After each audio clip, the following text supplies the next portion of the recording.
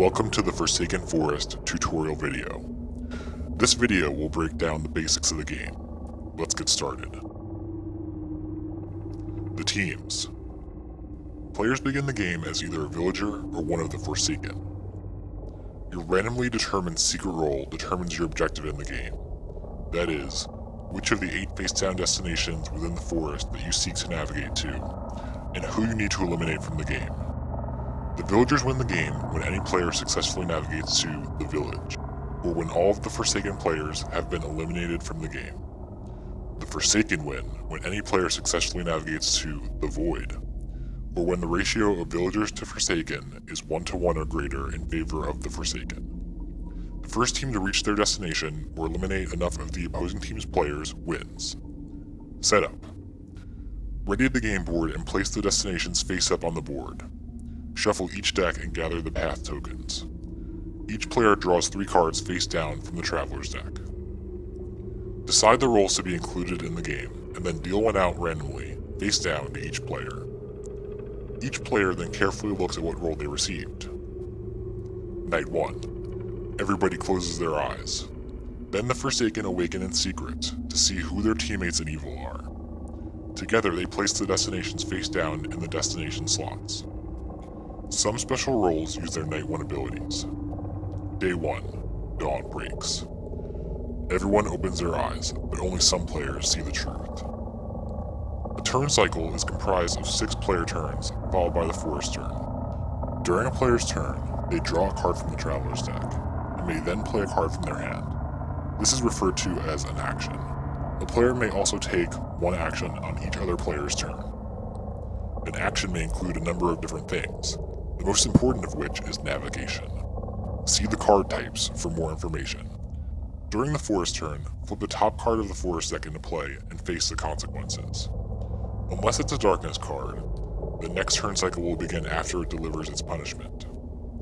Day 1 does not have a predetermined length. Instead, it continues until the forest flips a darkness card into play.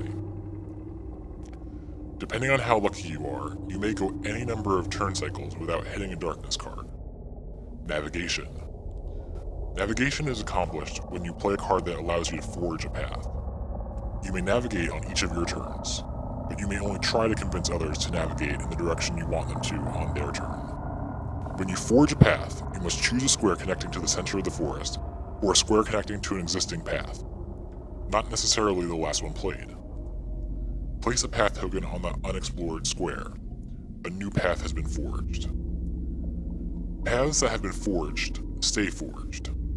When you navigate, it represents your character leading the entire group along with you, not an individual trail.